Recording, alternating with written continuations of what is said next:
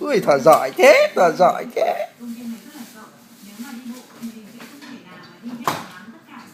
Rồi con lấy đũa ăn nữa đi.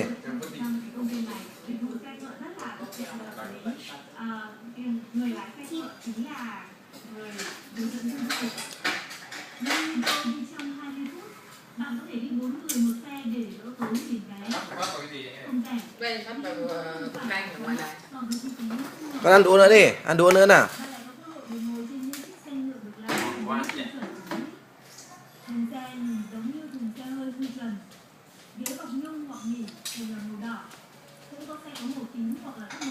Giỏi thế.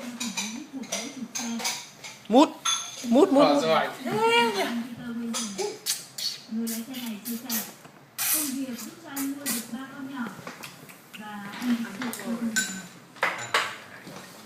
Ăn đũa nữa đi. Ôi chết rơi đũa rồi.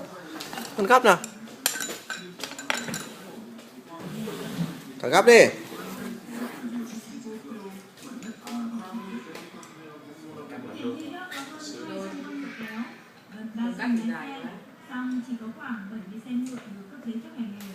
Ê, mẹ nhìn này, cậu nhìn này, cứ giỏi giỏi thế.